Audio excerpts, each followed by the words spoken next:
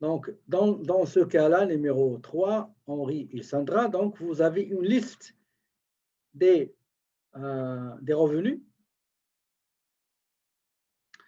Vous avez une liste des déductions, d'accord? Vous avez une liste des crédits d'impôt non remboursables à calculer. Vous voyez, il y a des montants que je vous ai donnés et il y en a d'autres que je ne vous ai pas donnés, okay, qu'il faut calculer. Et après, vous avez une liste des cotisations. Vous avez une liste des crédits d'impôt remboursables. Et on vous demande de calculer un résultat, soit impôt à payer, solde à payer, solde dû, ou bien un remboursement à recevoir. Est-ce qu'il y a quelqu'un qui a déjà trouvé les résultats?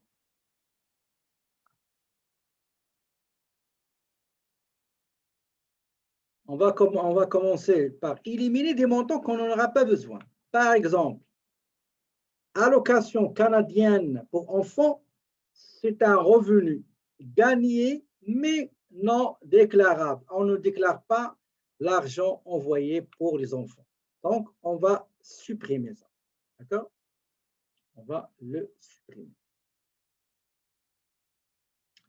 La bourse, c'est un revenu à déclarer. Loterie, quand on gagne dans une loterie, ce n'est pas à déclarer. Ce n'est pas un revenu, ce n'est pas un gain qui est déclarable. Donc, on va le supprimer, l'enlever. Les dividendes, c'est un revenu. Revenu de location, vous louez des maisons, vous louez des appartements, ben, le revenu, il est déclarable et imposable. Héritage, non. L'héritage, ce n'est pas un revenu à déclarer, donc on le supprime. Prestation d'assistance sociale, c'est un revenu à déclarer, mais il n'est pas imposable. Ça veut dire qu'on ne va pas payer l'impôt sur l'aide sociale. Indemnité pour accident du travail octroyée par la Commission des normes de l'équité, de la santé et de la sécurité au travail. C'est un revenu à déclarer. Indemnité pour accident de la route, donnée, octroyée, envoyée par, payée par la Société d'assurance automobile du Québec. Revenu d'entreprise, bien sûr, c'est un revenu qu'il faut déclarer, il est imposable. Prestation canadienne d'urgence, j'ai oublié ça, prestation canadienne d'urgence, eh bien, c'est un revenu qui est imposable et on l'a dit avant même que le projet de loi soit voté aux deux chambres du Parlement canadien, c'est-à-dire la Chambre des communes et la Chambre des Sénats. D'accord? Et voilà, donc ça, c'est le, comment dirais-je, c'est les revenus. D'accord? Donc, on va essayer de totaliser les montants, par exemple. Donc, je vais vous le montrer ailleurs. Donc, on totalise ce montant-là, s'il te plaît, pour les indemnisations. Les indemnisations reçues dans le cadre d'un accident du travail ou bien un accident de la route, c'est des revenus déclarables. Vous allez recevoir le feuillet numéro 7000 T 7500 et on va indiquer dans une case comme quoi il s'agit d'une indemnité perçue suite à un accident du travail ou bien accident sur la route ou de la route.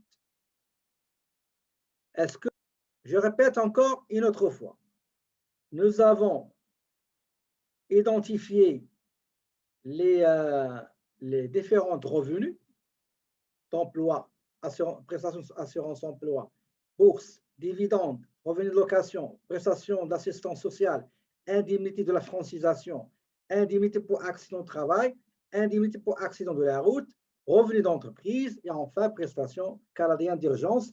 Ça se peut les autres prestations canadiennes de relance économique,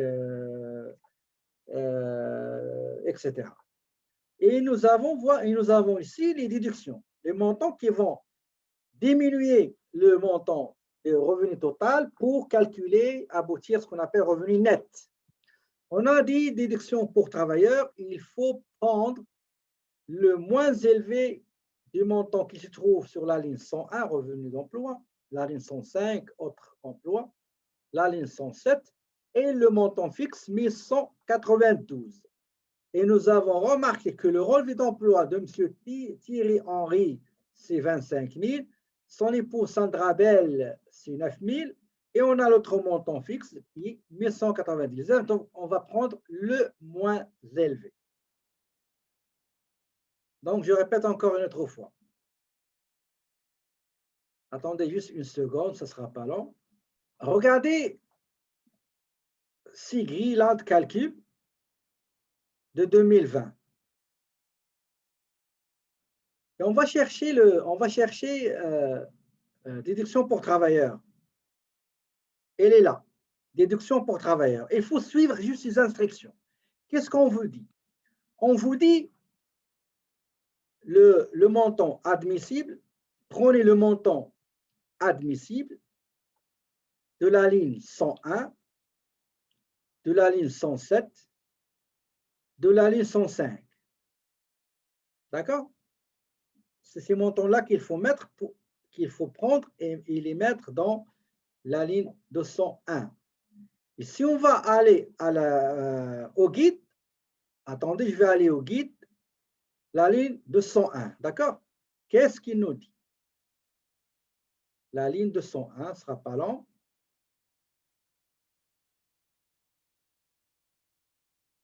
La ligne 201. Regardez qu'est-ce qu'il vous dit ici. La déduction pour travailleur égale, j'ai oublié tout à l'heure, il faut prendre 6%, égale le montant de revenus de travail dans la ligne 101, 104, 107, 6%. Et le maximum à prendre, c'est 1190. Par exemple, on ne sera pas long, je prends 25 000. 25 000 multiplié par 1500, et ben je prends 1500. D'accord? J'ai, par exemple, 50 000. Je multiplie par 6%, c'est 3 000. Je ne peux pas prendre 3 000. D'accord? Je ne peux pas prendre 3 000. Je prends uniquement 1190. Maintenant, pour le cas on a 25 000 multiplié par 6%, ça donne 1500. On va revenir ici. Donc, je ne voulais pas entrer dans les détails, mais ce n'est pas grave. On va revenir ici et on va mettre 1500. 1500. D'accord? Mais, est-ce que c'est correct? Si je mets 1500, est-ce que c'est correct? Je prends 9000 de Sandra multiplié par 6%, ça donne 540. D'accord? Est-ce que c'est correct? Donc, ce n'est pas correct. Par contre, Sandra, on va garder 540 parce que ça ne dépasse pas 1190 qui est le maximum. Donc, ici, je mets 1190 et je garde 540 pour Sandra.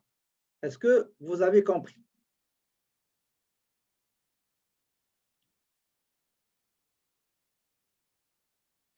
On va revenir au guide pour lire qu'est-ce qu'il nous dit. On va prendre tout d'abord les déductions.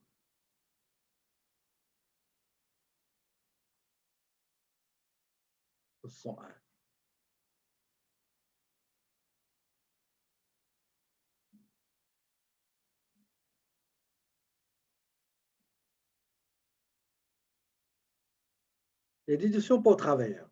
Si on va aller au guide, la déduction pour travailleur que vous pouvez demander est égale à 6% de votre revenu de travail admissible. De travail. Parce que si on va chercher les 6 lignes-là, on va monter. Nous avons la ligne 101, la ligne 105 et autres revenus. Vous ne pouvez pas les assembler. Vous ne pouvez pas prendre les trois. D'accord? On prend revenu d'emploi. Revenu d'emploi admissible. D'accord? Revenu d'emploi. OK. On va revenir à notre cas. Est-ce qu'il y a des questions, s'il vous plaît? Est-ce qu'il y a des questions? Comme on dit. On a le fichier, la liste qu'on est en train de voir. Donc, nous avons des frais, des déductions pour cotisation. Nous avons un montant de base. Vous savez, l'autre fois, je vous ai dit qu'il y a le montant de 15 532. Qu'est-ce qu'on va mettre ici? Est-ce que vous pouvez m'écrire? Qu'est-ce qu'on va mettre ici? Là, je veux savoir, est-ce que vous avez bien compris? Qu'est-ce qu'on va mettre? Bravo. Voilà. Regardez, regardez. Ah, réponse rapide. Non. Je ne sais pas qu'est-ce que tu as écrit, Moula, mais... Exactement. Voilà. Bravo. Ça prouve que vous avez maintenant l'esprit logique. OK? Donc, exactement. Dans l'examen, vous n'allez pas mettre 15 532. Moi, je vous ai aidé et j'ai mis point d'interrogation. Normalement, je ne dois pas mettre point d'interrogation. Je vais vous dire, voici les montants de crédit d'impôt et je vous donne le total. C'est à vous de calculer. Est-ce que c'est 15? Est-ce que c'est 20? Etc. D'accord? Mais bravo.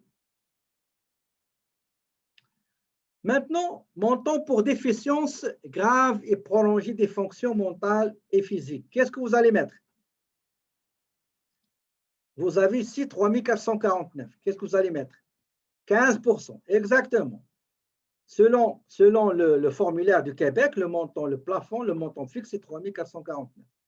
Maintenant, les frais médicaux. Regardez, vous avez les frais médicaux, 3 520 selon l'annexe B. L'annexe B, on va le remplir après l'examen intra. Je vais vous expliquer les techniques pratiques, comment on remplit les formulaires et on va faire manuellement et juste après avec le logiciel. Maintenant, qu'est-ce qu'on va mettre dans frais médicaux? Qu'est-ce qu'on va mettre? Mouna, non, ce n'est pas 15, c'est 20. C'est 20. D'accord? C'est 20%. Ah, vous parlez de l'autre? Oui, oui, c'est 15%, c'est vrai, c'est 15. Les frais médicaux, c'est 20. Les frais médicaux, c'est 20. Très bien, bravo. Intérêt payé sur un prêt étudiant. Nous avons 950. Qu'est-ce que vous allez mettre? Nous avons $950. Qu'est-ce que vous allez mettre?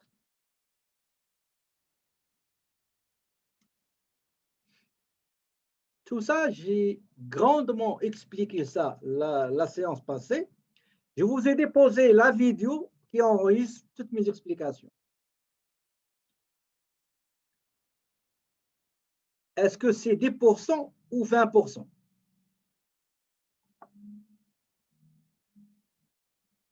Les intérêts payés, qu'est-ce que vous allez mettre?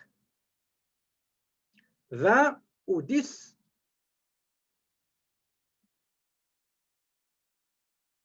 OK. Et si je vous dis que c'est faux ce que vous avez écrit?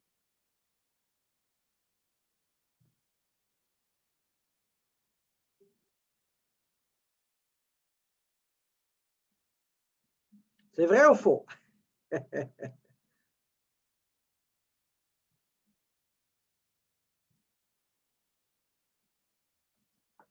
OK, ça, je l'ai fait exprès. Regardez, regardez, regardez. Il faut toujours mettre devant vous comment ça s'appelle ça? Le formulaire, OK? Regardez ici dans intérêt payé sur un prêt, même si je vous donne qu'on a fait l'annexe, ben c'est 20%. D'accord? Donc, Même si je vous ai dit c'est pas faux, c'est faux, donc vous avez insisté, c'est bien. Donc ça prouve effectivement que vous avez maîtrisé, c'est hyper intéressant, d'accord? Maintenant, on va retourner à un autre déclaration, fichier, le cas, voilà. Juste après, nous avons les dons. Les dons, selon la grille de calcul 395, je vais vous la montrer, ce ne sera pas long. La grille, ça ne sera pas long, elle est là. La grille, attendez, ça, faire juste ça, ça. La grille 395, ok? C'est ça, 395, oui. Elle est là. La grille de calcul, je vais juste voir combien vous m'avez mis. Non, il n'y a pas de pourcentage dans les crédits d'impôt non remboursables. Il faut le mettre à 100%. Pourquoi pas à 100%? Parce que d'après la grille, regardez, il y a déjà des taux à calculer, à utiliser. D'accord? Donc, regardez ce qu'on a dit ici. Le résultat que vous allez trouver dans la case 12, regardez, ils ont écrit reporter le résultat à la ligne 395. Et si on revient à la ligne 395, regardez, elle est là. Donc, selon la grille 395, il n'y a pas de pourcentage ici à calculer. Non, le montant qu'on a trouvé dans la grille, on va le mettre ici. Donc, à 100%. Oui, bien sûr, à 100%. D'accord? À 100%. Et d'ailleurs, si vous consultez le formulaire qui est devant vous, il n'y a pas de pourcentage. Il n'y a rien. D'accord? Il n'y a rien. Même dans la grille, ici, la grille, regardez la grille en bas, on vous demande de reporter le résultat à la 395 parce qu'il y a déjà des taux qui ont été utilisés pour calculer le crédit d'impôt pour dons net à déclarer. OK? OK. On revient à notre cas. Dans le don, qu'est-ce qu'on a dit? On a dit, attendez, on a dit 350 pour Henri et Sandra. Donc, pour André et Sandra. Combien chacun va prendre de ces 350 $? Combien on va donner à Henri et combien on va donner à son épouse Sandra?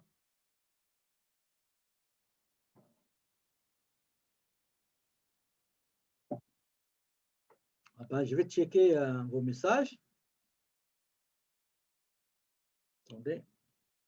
Il faut bien lire. Qu'est-ce qu'on dit ici à propos du don? Qu'est-ce qu'on dit? Je vais le mettre en jaune. Qu'est-ce qu'on a dit? On dit que selon la grille de calcul 395,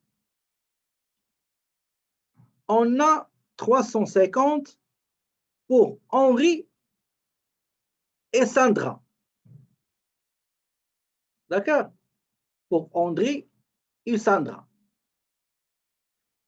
Ici, on n'a pas dit 350 pour chacun.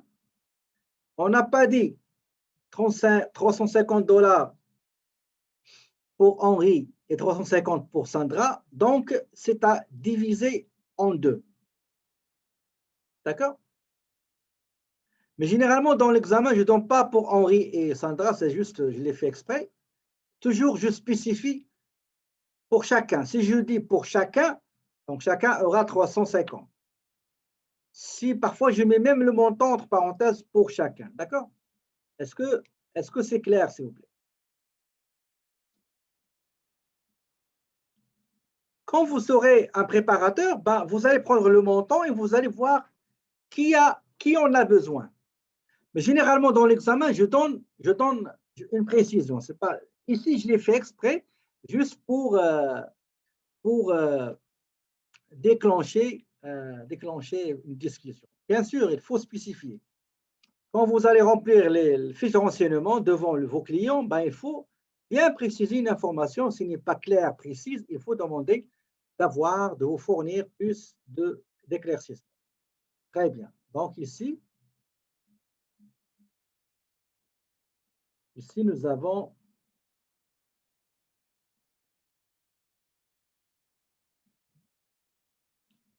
maintenant, je vais ajouter une chose. Donc, on va dire pour chacun. D'accord? Dans l'examen, vous aurez comme ça, pour chacun. Allez-y. Changez là. Mettez pour chacun. D'accord? Mettez pour chacun pour que vous vous familiarisiez avec ce terme-là. Dans ce cas-là, chacun, il aura 350 $. D'accord? Donc, selon la grille de calcul 382, le don, 350 pour chacun. D'accord? Pour chacun, on va l'ajouter ici. Pour chacun.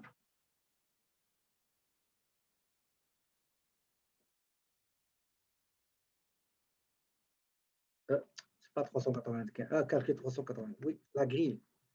Je croyais dollars. Est-ce que c'est clair, s'il vous plaît, en ce qui concerne les dons? Donc, dans l'imprimé crédit d'impôt non remboursable, il ne faut pas appliquer 20% ou 15% parce que ça n'existe pas. Vous allez dans la grille 395, vous calculez le don, prenez le montant, vous le mettez à 100%. OK, on continue. Achat d'une habitation,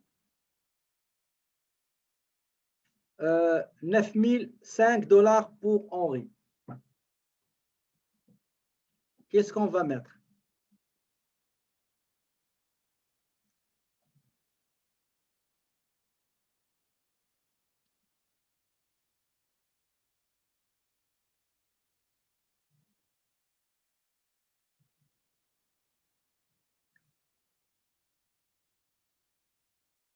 Autrefois, je vous ai dit que le crédit d'impôt non remboursable pour achat d'une nouvelle habitation, je l'ai expliqué plusieurs fois dans les 3 cas.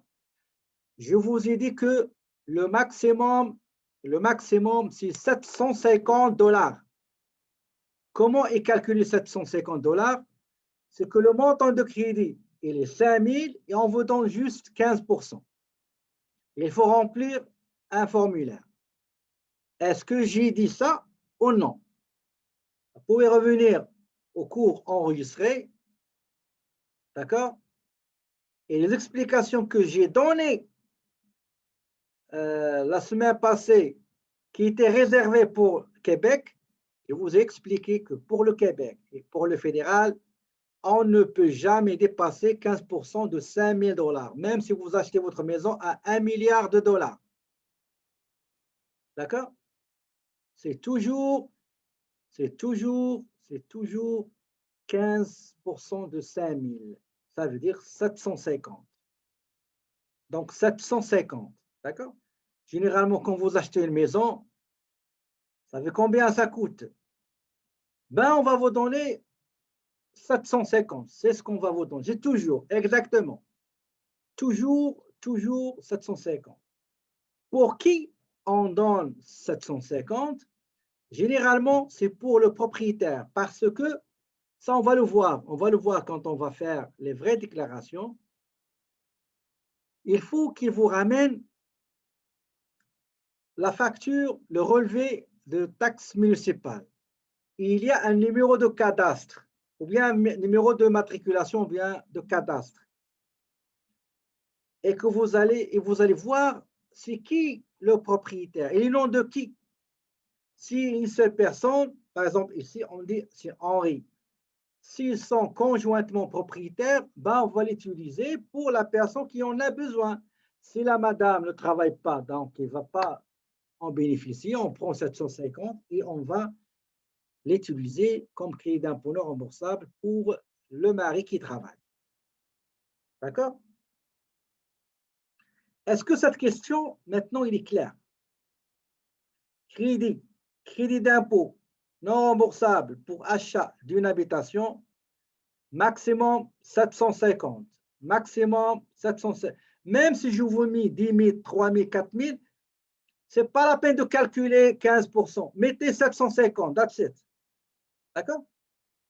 Très bien. On va continuer. Cotisation syndicale. La cotisation syndicale,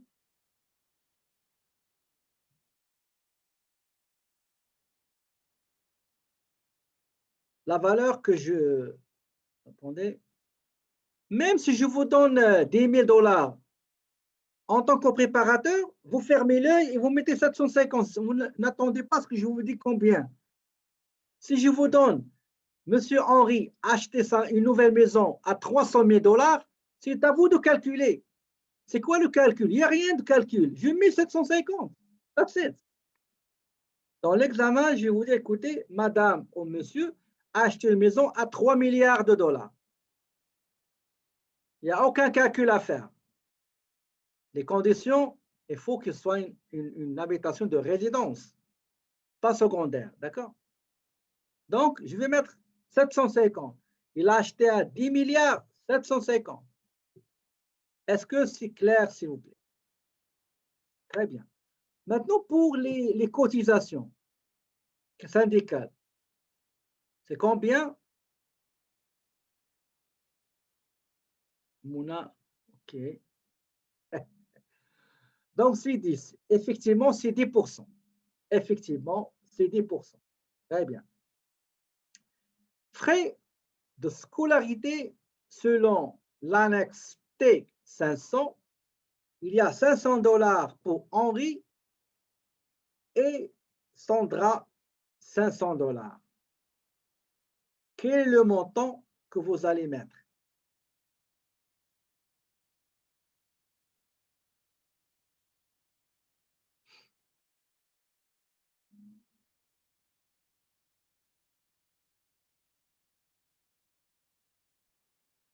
Donc, où vous avez vu 15%.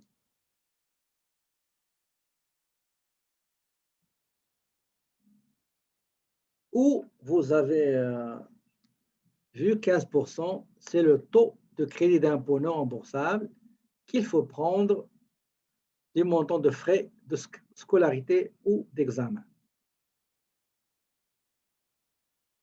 Ça n'existe pas 15%. Maintenant, je pose la question aux autres qui m'ont écrit 8%. Où vous avez vu 8%? Où vous avez vu 8%? Les gens qui m'ont écrit que le taux de crédit d'impôt, annexe T. Annexe T. OK, annexe T, annexe T. Très bien. Dans annexe T, qu'est-ce qu'on fait dans annexe T? Dans annexe T, on va mettre les frais de scolarité de l'année passée, c'est son rapportable, et on va voir ces études-là, est-ce qu'elles ont été effectuées avant 2013 ou bien après 2013? Si avant 2013, on va prendre 20%. Et on va mettre le montant de 20%. On va le calculer. Si c'est après 2013, le taux il est de 8%. Dans le formulaire, dans l'annexe T, c'est ça l'erreur que la majorité des étudiants commettent. Dans l'annexe T, vous avez déjà pris 8%. Vous avez déjà calculé le crédit d'impôt. On vous dit ici, dans le cas numéro 4, regardez, selon l'annexe T, c'est-à-dire on a déjà calculé le crédit d'impôt de 8%, s'il s'agit des études après 2013, et on a calculé 20% pour les études effectuées avant 2013 et avant. C'est déjà calculé, oui et 10. Attendez, il y a quelqu'un qui a levé sa main. Regardez l'annexe T. Ça, c'est l'annexe T. D'accord? Regardez qu'est-ce qu'il va vous demander. Est-ce que vous avez des frais scolaires des années antérieures? C'est la ligne 34, elle est là. Et on va vous demander, est-ce que les études ont été effectuées avant 2013? Vous voyez ici, on vous dit que pour l'année 2013, qui est donc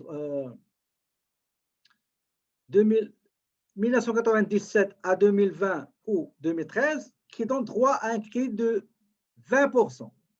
Et en bas, vous avez des examens payés pour l'année 2013 et au-delà de 2013. Donc, c'est 8%. D'accord? Vous mettez le montant ici, on le multiplie par 20, etc. Et vous aurez un montant. Soit vous allez l'utiliser, soit vous allez le transférer. Par exemple, vous avez un enfant, votre fils ou enfant ou fille, qui est en postsecondaire, il peut vous transférer les frais de scolarité. D'accord? C'est tout ce qu'il y a. D'accord? Et il faut qu'il signe en bas le transfert. Il est là. Il faut qu'il signe comme quoi il a transféré mais électroniquement, ce n'est pas demandé. Regardez, vous avez frais de scolarité ou d'examen qui ont droit à 8% de crédit et les autres là à 20%. D'accord? Quand vous allez faire la déclaration manuellement, ben vous aurez ce formulaire. Regardez, vous allez juste mettre comment vous allez, dites-moi s'il vous plaît, comment vous allez savoir le montant des années antérieures, le cumul, comment vous allez le savoir? Comment vous allez le savoir? OK, on va revenir à le cas numéro 4. Contribution des partis politiques, qu'est-ce qu'on va mettre? On dit que normalement, selon la grille de calcul 414, ben, chacun aura $200. Chacun aura $200. Combien on va mettre?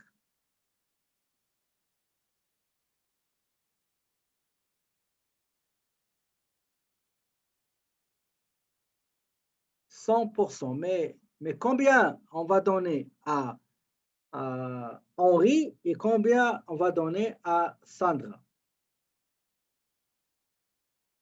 Koussa. Ben, il faut donner 200 à chacun. C'est écrit 200 pour chacun. Très bien. Maintenant, droit d'immatriculation au registraire d'entreprise.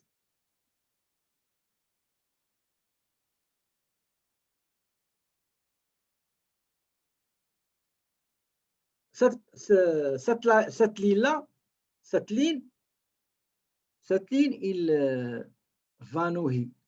Comment tu as eu $36, Vanouhi? Comment tu l'as calculé?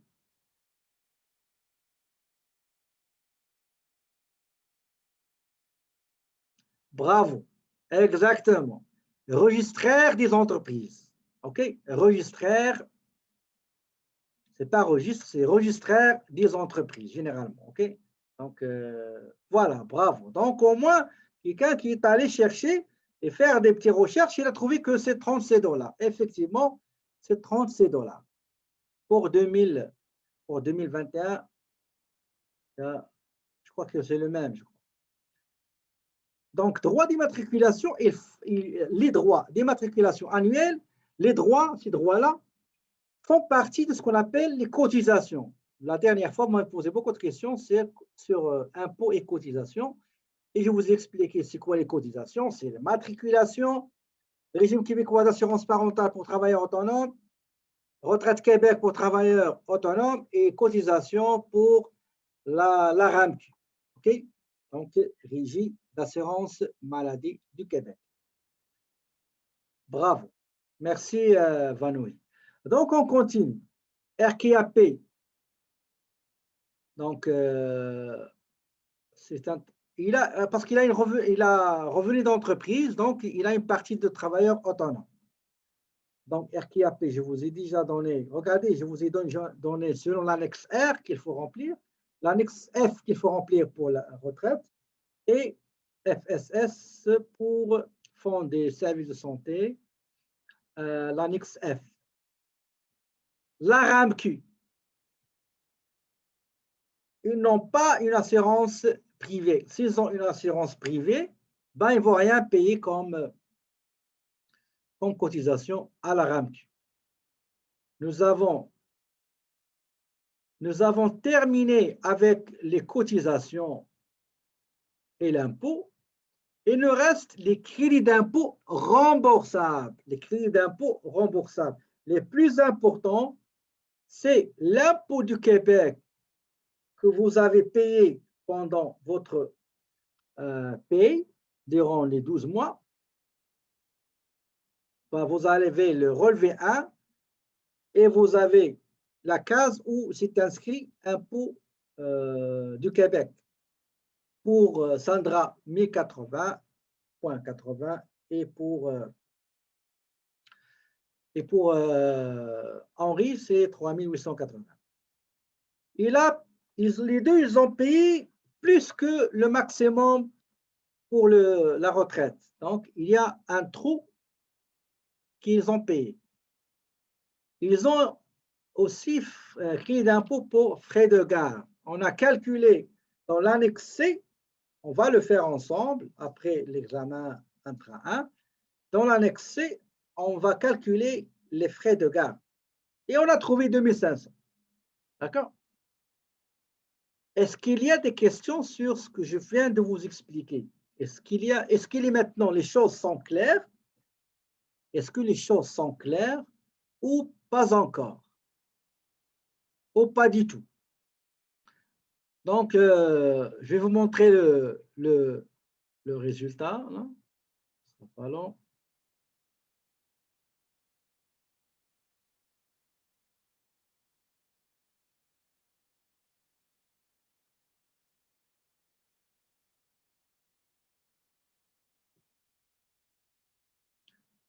Ben, c'est ça le résultat.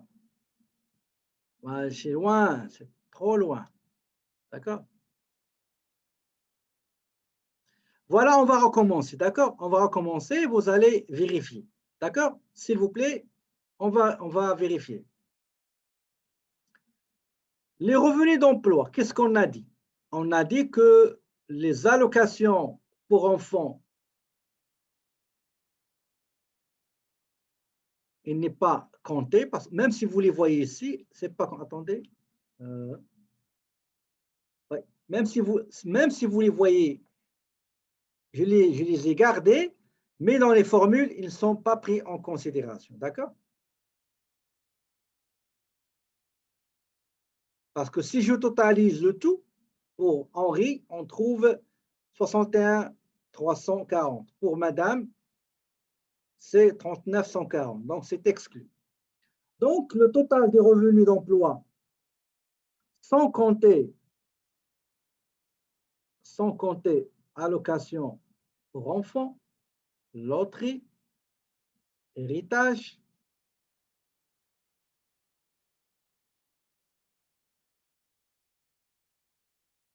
donc je les ai supprimés carrément comme ça pour ne pas tomber, que les autres ne vont pas tomber dans la confusion.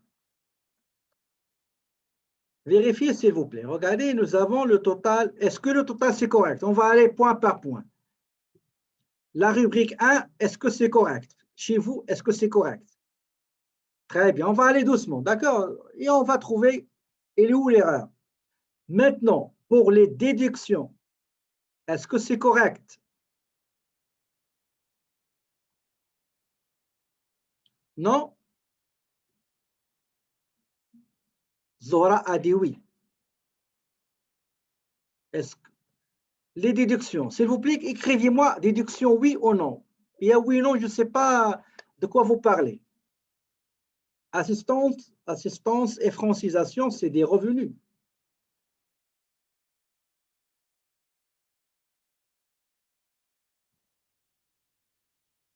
l'indemnité de francisation, il est dans la ligne 246, dans les déductions. Uniquement l'indemnité de francisation.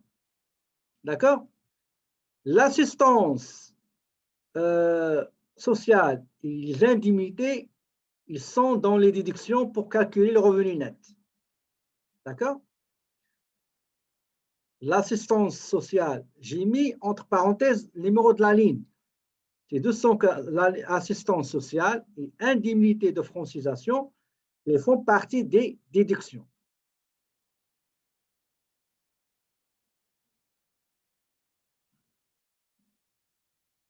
En ce qui concerne les indemnités pour accident du travail, indemnités pour accident de la route et la bourse, ils font partie des autres déductions. D'accord? Ils font partie des autres déductions. Je répète. Assistance sociale et indemnité de francisation font partie des déductions. Et d'ailleurs, c'est la même chose. Si nous, on respecte juste les lignes données par le gouvernement, mais au bout de la ligne, ben vous aurez la même chose. Si vous ne les mettez pas ici, vous allez mettre en bas. Mais généralement, chaque ligne, il a un numéro qu'il faut respecter. Pour Sandra, tu as pris 1000 au lieu de 540. OK, je vais voir. Ah oui, c'est vrai. 540, oui. Parce que je l'ai pris dans l'autre fichier. Oui, c'est vrai, merci. Oui, ça c'est vrai. Ça c'est vrai. Ça c'est vrai, oui. L'autre fois, dans l'autre fichier, j'ai pris 540, mais ici, je ne l'ai pas corrigé, oui. Donc, dites-moi juste le revenu imposable, est-ce que c'est correct? Le revenu impôt, écrivez-moi revenu imposable, OK. Parce que OK, je ne sais pas, c'est pour quel. C'est pas OK? OK. Allez-y ligne par ligne. Allez-y ligne par ligne. Est-ce que vous avez la ligne remboursement de prestations? C'est correct pour vous? Il faut les mettre dans autre déduction. Il faut les mettre, les 4 qui sont ici, c'est autre déduction. Autre déduction. Si vous suivez, je ne sais pas comment vous avez fait le travail, mais il faut suivre le formulaire. Le formulaire que je vous ai expliqué l'autre fois, j'ai enregistré la vidéo, je vous ai envoyé ça. D'où vient les 150? Ben, c'est déjà donné. Je vous ai déjà donné 150. Pourquoi il ne se trouve pas dans le... Attendez, je vais chercher ça.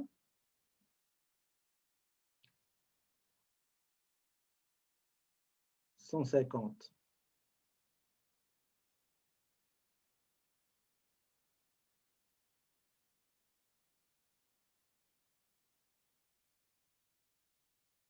Peut-être je les ai supprimés.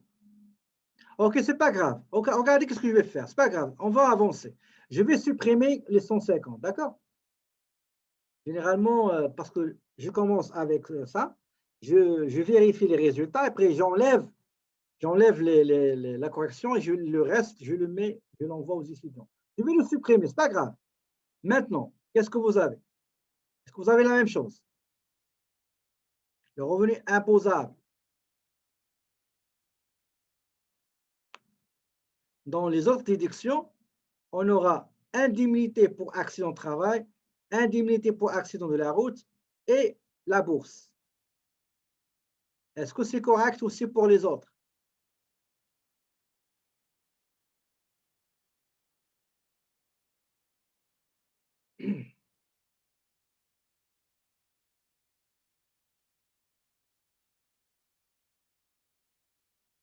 Très bien, bravo. Maintenant, crédit d'impôt remboursable. Est-ce que vous avez la même chose? Pour Henri, nous avons 4 931 et pour Madame Sandra, nous avons 3 715,15. Est-ce que vous avez la même chose?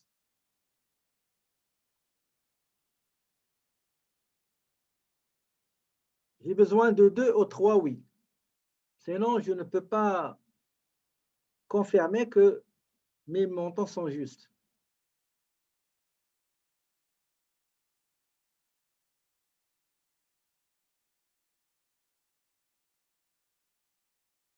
Ben, je vous laisse le temps donc de saisir et arranger vos oui pour Sandra et non pour Henri.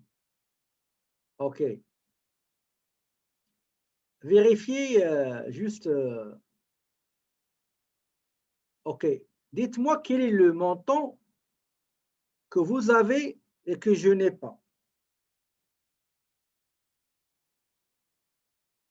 Ben, j'attends aussi les autres, qu'est-ce qu'ils vont me dire à propos des crédits d'impôt non remboursables. Est-ce que, mes amis, vous avez les mêmes montants que moi ou bien c'est différent?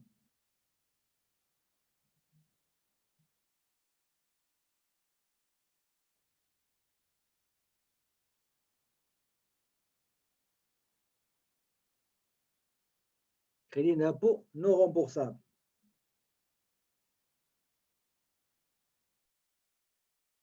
Si vous avez dans l'examen comme quoi la madame ne travaille pas et si vous avez crédit transféré d'un conjoint. OK? Exactement. Donc, les 15% de 15 532 qui est 2329,8.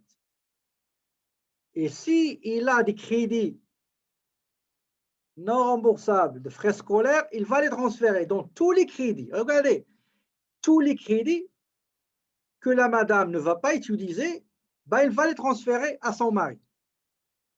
Supposons il a des dons, il a des frais de scolarité, il a des frais médicaux, il a cotisation, je ne sais pas, cotisation,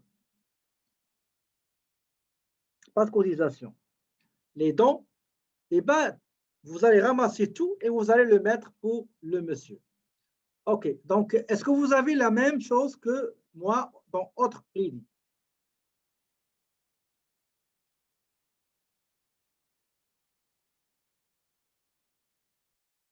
Donc, les crédits d'impôt remboursables, est-ce que vous avez les mêmes montants?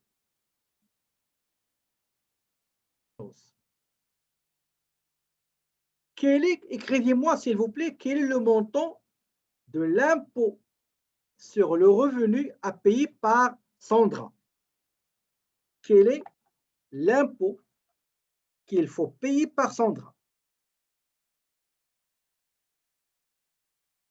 Très bien. 1519,5. Ça, c'est l'impôt. L'impôt, impôt net à payer. Très bien.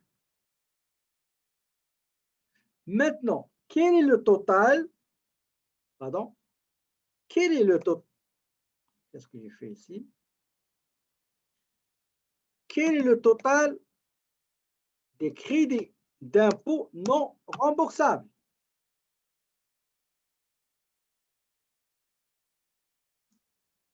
Je sais que tu as bien compris, c'est bien.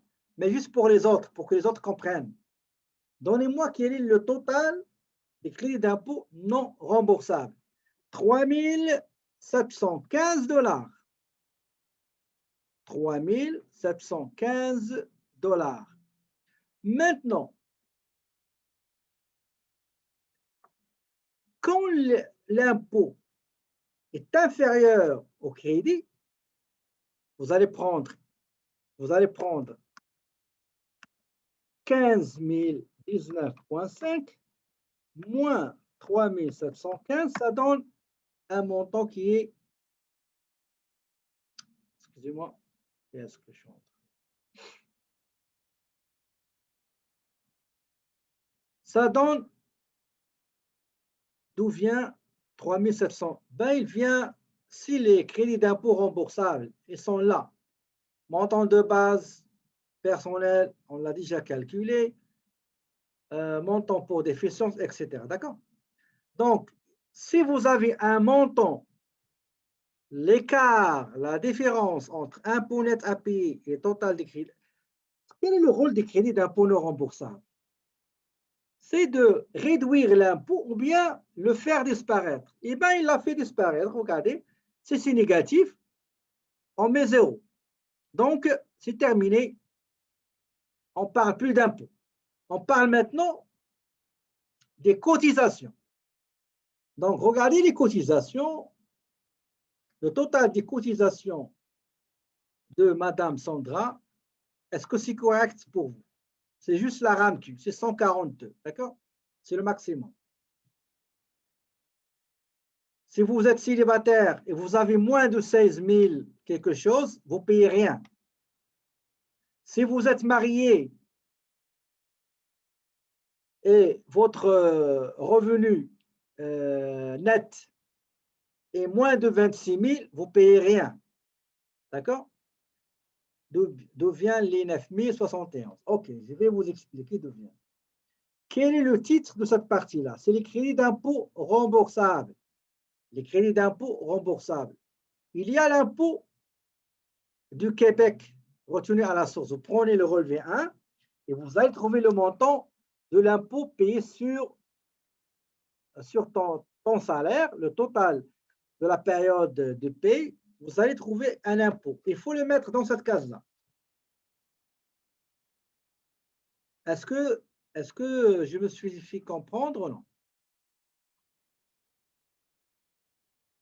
Est-ce que c'est correct? Est-ce que vous avez compris? Est-ce que vous vous rappelez de la déclaration fédérale qu'on a fait? Il y a une case où on vous demande de mettre l'impôt fédéral que vous avez payé et qui se trouve sur le T4. Et bien, Québec, la même chose, on vous demande pourquoi? Parce que vous avez déjà payé l'impôt, il est là, et on va le comparer avec l'impôt calculé. Ici, c'est 0. Donc, on va récupérer notre impôt. Nous avons cotisation payée en trop et nous avons un crédit d'impôt selon l'annexe C de 2500. Donc, le total des crédits d'impôt remboursables, l'argent qu'il va recevoir, c'est 6 000. Et la madame, il a le total des crédits d'impôt remboursables, 1080. Il doit payer 642. Donc, on fait la différence. Il va recevoir l'écart, la différence qui est 524,55. Est-ce que, s'il vous plaît, tout est clair? Ici, le crédit d'impôt remboursable, c'est le total de ces trois montants qu'il va recevoir. Comment calculer le remboursement? C'est la logique.